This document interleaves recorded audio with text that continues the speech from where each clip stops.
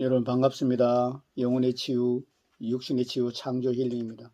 오늘 창조 힐링은 그리스도를 본받아 소개해 드리겠습니다. 그리스도를 본받아 토마스 아킨피스 지음, 박문재 옮김, CH 북스 출판했습니다. 이 책은 성경 다음으로 많이 읽혀진 책이고 많이 판매된 책입니다.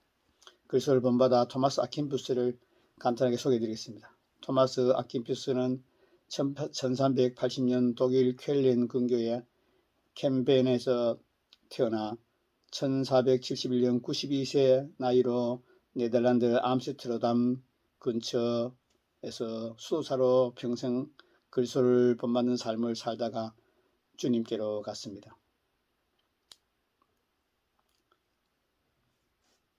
1429년에는 수도원의 부원장이 되어 그는 수도원에서 경건 생활을 하며 갓 들어온 수도사들을 가르치고 저술, 필사, 기도, 명상, 설교 등으로 신앙생활에 전념하면서 남은 생애를 보냈다. 그의 좌우명은 나는 명상과 독서 외에는 어디에서도 안식을 찾지 못했다고 고백했습니다. 참으로 위대한 하나님의 사랑입니다. 그리스도를 본받아 저와 여러분도 하나님께서 우리를 하나님의 형상과 모양대로 지으셨습니다. 우리도 그리스도를 본받아 하나님의 형상과 하나님의 모양을 회복하기를 간절히 원합니다. 오늘은 제24장 83페이지에 나오는 죄인에 대한 심판과 형벌 말씀을 읽어드리겠습니다.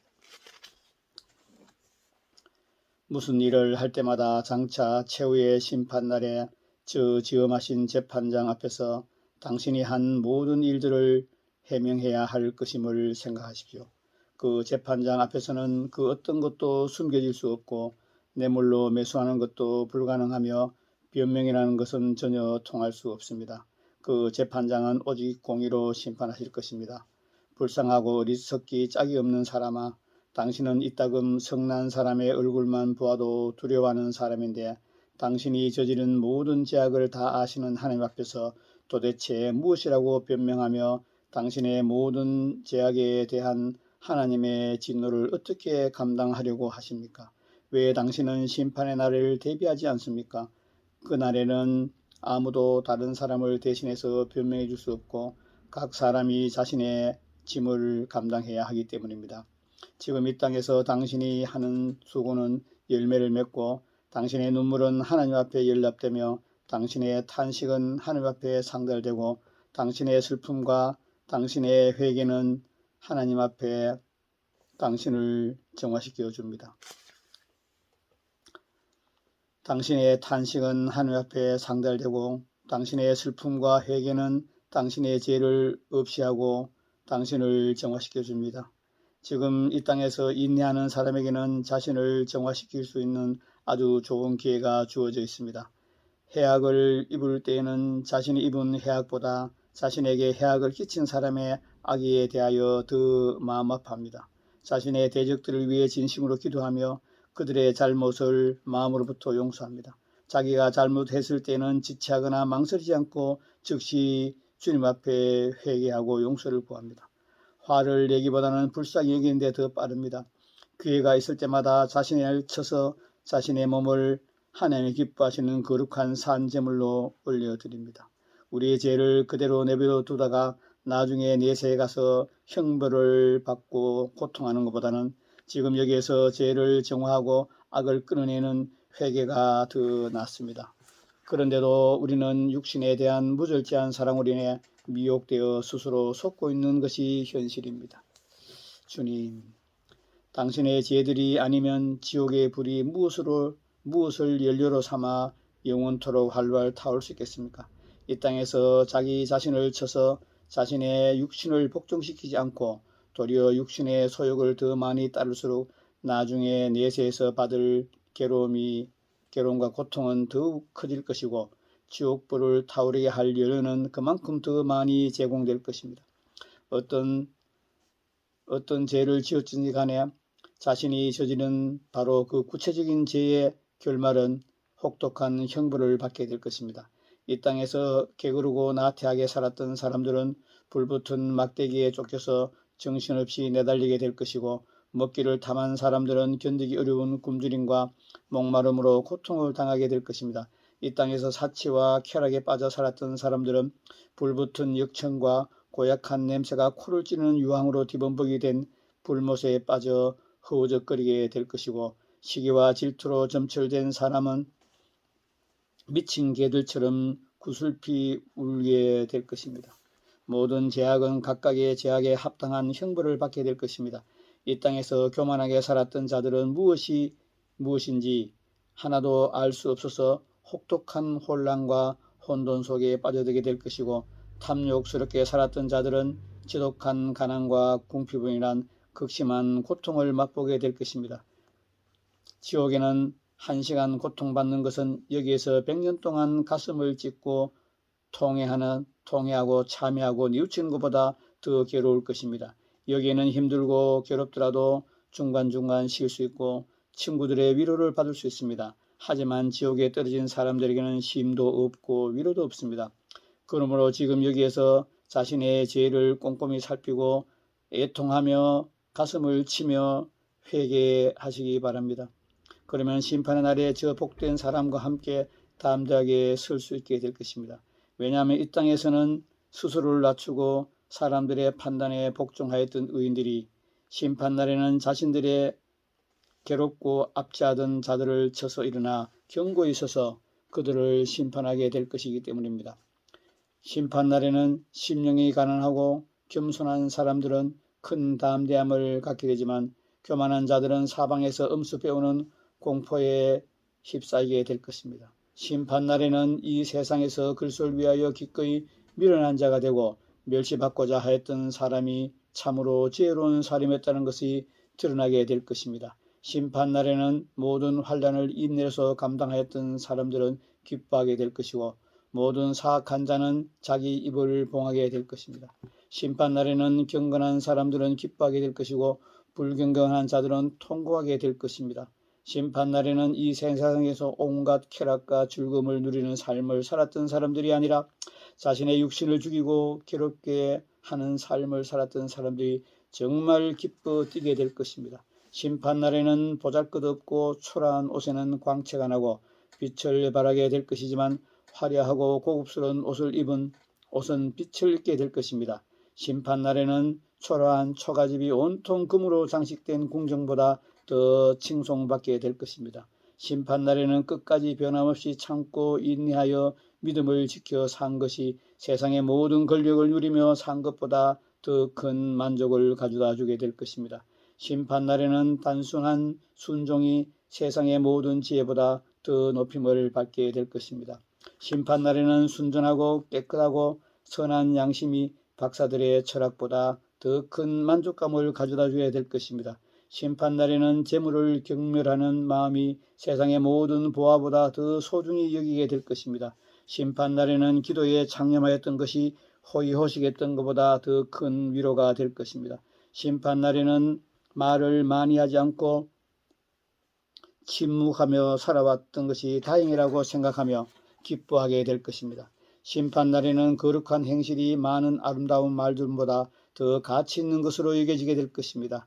심판날에는 엄격하고 절제된 삶과 가슴을 치며 통해 자복하는 삶을 살았던 것이 이 세상의 온갖 즐거움을 누리며 살았던 것보다 더 귀한 삶이었음을 드러나게 될 것입니다.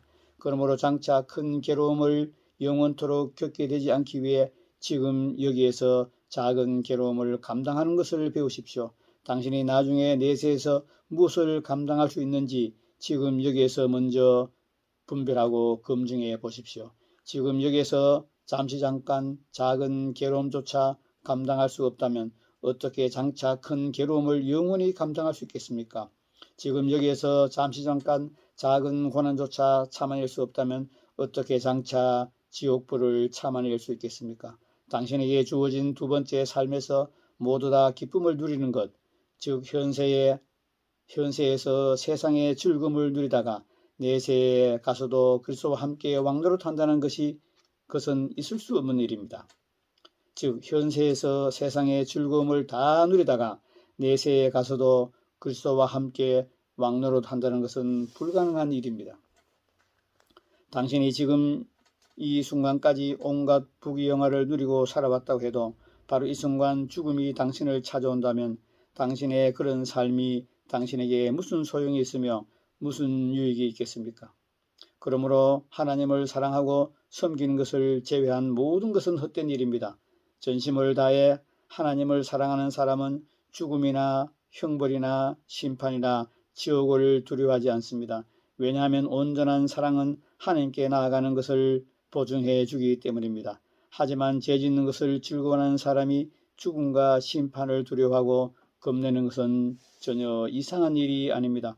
당신이 하나님을 사랑해서 악을 멀리하는 것이 가장 좋은 일이지만 그렇게 되지 않는다면 적어도 지옥에 대한 두려움으로 인해서 악을 멀리하는 것도 좋은 일입니다. 하나님을 경외하는 마음이 결여되어 있는 사람은 선한 상태를 오랫동안 유지할 수 없기 때문에 금세 마귀의 덫에 걸려 넘어집니다.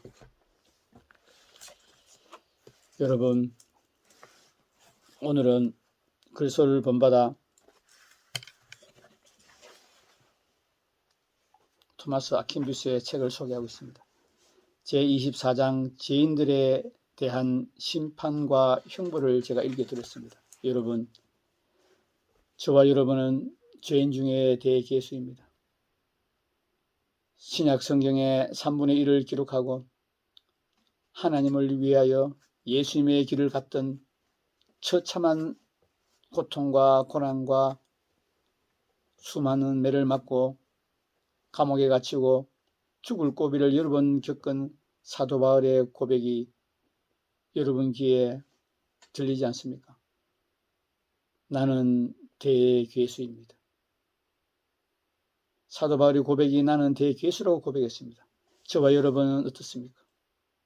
저는 어제 이 말씀을 읽으면서 제 자신을 돌아보았습니다.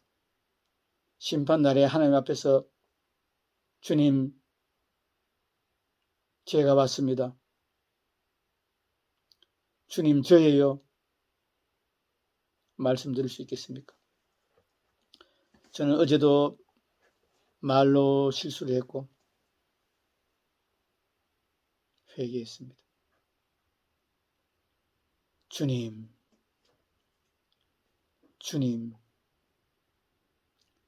내 실존을 보게 하여 주시옵소서. 내가 얼마나 주님 앞에 죄인이고 얼마나 내가 주님을 십자가에 못 박고 얼마나 내가 하나님 아버지 눈에 피눈물 나게 하고 얼마나 내가 성령님을 근심케 한 자인지 빛을 비춰 주시옵소서. 은혜를 부어 주시옵소서.